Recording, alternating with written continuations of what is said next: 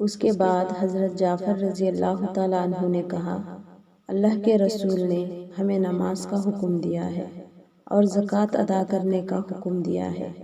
اس وقت حضرت عمر بن عاص رضی اللہ تعالیٰ عنہ نے نجاشی کو بھڑکانے کے لیے اس سے کہا، یہ لوگ ابن مریم یعنی عیسیٰ علیہ السلام کے بارے میں آپ سے مختلف عقیدہ رکھتے ہیں، یہ انہوں نے اللہ کا بیٹا نہیں مانتے۔ اس پر نجاشی نے پوچھا، تم لوگ عیسیٰ ابن مریم اور مریم علیہ السلام کے بارے میں کیا عقیدہ رکھتے ہو؟ حضرت جعفر رضی اللہ تعالیٰ عنہ نے کہا، ان کے بارے میں ہم وہی کہتے ہیں جو اللہ تعالیٰ فرماتا ہے، یعنی کہ وہ روح اللہ اور کلیم اللہ ہیں اور کنواری مریم سے پیدا ہوئے ہیں۔ پھر حضرت جعفر بن ابی طالب رضی اللہ تعالیٰ عنہ نے بادشاہ کے دربار میں یہ تقریر کی، اے بادشاہ، ہم ایک گمراہ قوم تھے، پتھروں کو پوجتے تھے، مردار جانور کا گوشت کھاتے تھے، بے حیائی کے کام کرتے تھے، رشتہ داروں کے حقوق غصب کرتے تھے، پڑوسیوں کے ساتھ برا سلوک کرتے تھے، ہمارا ہر طاقتور آدمی کمزور کو دبا لیتا تھا، یہ تھی ہماری حالت۔ پھر اللہ تعالیٰ نے ہم میں اسی طرح ایک رسول بھیجا، جیسا کہ ہم سے پہلے لوگوں میں رسول بھیجے جاتے رہے ہیں، یہ رسول ہم ہی میں سے ہیں، ہم ان کا حسب نسب، ان کی سچائی اور پاک دامنی اچھی طرح جانتے ہیں۔ انہوں نے ہمیں اللہ تعالیٰ کی طرف بلایا کہ ہم اسے ایک جانیں، اس کی عبادت کریں، اور یہ کہ اللہ کے سوا جن پتھروں اور بتوں کو ہمارے باپ دادا پوجتے چلے آئے ہیں ہم انہیں چھوڑ دیں۔ انہوں نے ہمیں حکم دیا کہ ہم صرف اللہ تعالیٰ کی عبادت کریں، نماز پڑھیں، زکوٰۃ دیں، روزے رکھیں۔ انہوں نے ہمیں سچ بولنے، امانت پوری کرنے، رشتہ داروں کی خبر گیری کرنے، پڑوسیوں سے اچھا سلوک کرنے، برائیوں اور خون بہانے سے بچنے اور بدکاری سے دور رہنے کا حکم دیا۔ اسی طرح گندی باتیں کرنے، یتیموں کا مال کھانے اور گھروں میں بیٹھنے والی عورتوں پر تہمت لگانے سے منع فرمایا۔ ہم نے ان کی تصدیق کی، ان پر ایمان لائے اور جو تعلیمات وہ لے کر آئے ان کی پیروی کی۔ بس اس بات پر ہماری قوم ہماری دشمن بن گئی تاکہ ہمیں پھر پتھروں کی پوجا پر مجبور کر سکے۔ ان لوگوں نے ہم پر بڑے بڑے ظلم کیے، نئے سے نئے ظلم ڈھائے، ہمیں ہر طرح تنگ کیا۔ آخرکار جب ان کا ظلم حد سے بڑھ گیا اور یہ ہمارے دین کے راستے میں رکاوٹ بن گئے تو ہم آپ کی سرزمین کی طرف نکل پڑے۔ ہم نے دوسروں کے مقابلے میں آپ کو پسند کیا، ہم تو یہاں یہ امید لے کر آئے ہیں کہ آپ کے ملک میں ہم پر ظلم نہیں ہوگا۔ حضرت جعفر رضی اللہ تعالیٰ عنہ کی تقریر سن کر نجاشی نے کہا، کیا آپ کے پاس اپنے نبی پر آنے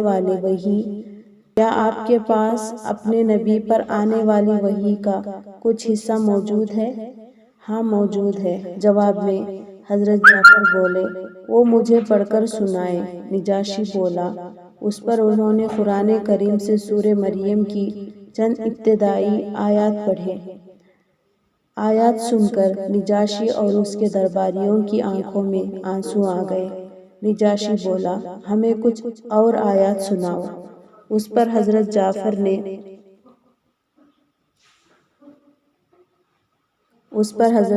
نے کچھ اور آیات سنائیں۔ تب نجاشی نے کہا، اللہ کی قسم، یہ تو وہی کلام ہے جو حضرت عیسیٰ علیہ السلام لے کر آئے تھے۔ خدا کی قسم، میں ان لوگوں کو تمہارے حوالے نہیں کروں گا۔ اس طرح قریش وفد ناکام لوٹا۔ دوسری طرف مکے کے مسلمان اسی طرح گھاٹی شعیب ابی طالب میں مقیم تھے، وہ اس میں 3 سال تک رہے۔ یہ 3 سال بہت مصیبتوں کے سال تھے۔ اسی گھاٹی میں حضرت عبداللہ بن عباس پیدا ہوئے۔ یہ حالات دیکھ کر کچھ نرم دل لوگ بھی غمگین ہوتے تھے۔ ایسے لوگ کچھ کھانا پینا ان حضرات تک کسی نہ کسی طرح پہنچا دیا کرتے تھے۔ ایسے میں اللہ تعالیٰ نے آپ صلی اللہ علیہ وسلم کو اطلاع دی، قریش کے لکھے ہوئے معاہدے کو دیمک نے چاٹ لیا۔ معاہدے کے الفاظ میں سوائے اللہ کے نام کے اور کچھ باقی نہیں بچا۔ ان حضرات صلی اللہ علیہ وسلم نے یہ بات ابو طالب کو بتائی۔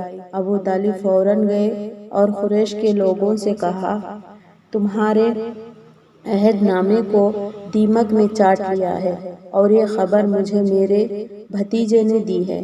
اس معاہدے پر صرف اللہ کا نام باقی رہ گیا ہے۔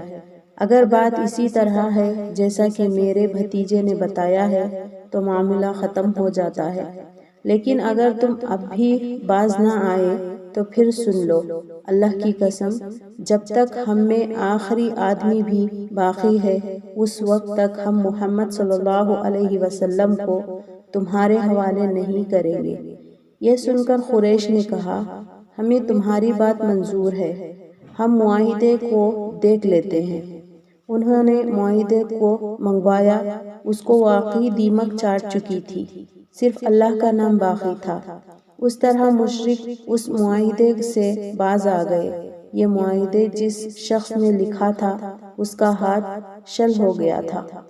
معاہدے کا یہ حال دیکھنے کے بعد قریشی لوگ شعیب ابی طالب پہنچے۔ انہوں نے نبی کریم صلی اللہ علیہ وسلم اور آپ کے ساتھیوں سے کہا، آپ اپنے اپنے گھروں میں آ جائیں، وہ معاہدہ اب ختم ہو گیا ہے۔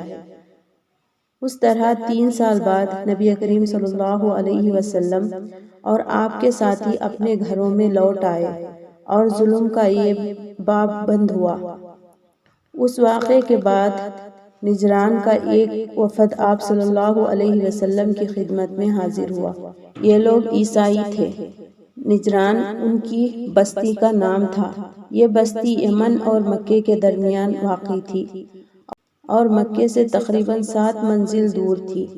اس وفد میں بسی آدمی تھے۔ نبی کریم صلی اللہ علیہ وسلم کے بارے میں انہیں ان مہاجرین سے معلوم ہوا تھا جو مکے سے ہجرت کر کے حبشہ چلے گئے تھے۔ آن حضرات صلی اللہ علیہ وسلم اس وقت حرم میں تھے۔ یہ لوگ آپ کے سامنے بیٹھ گئے۔ ادھر قریش مکے بھی آس پاس بیٹھے تھے۔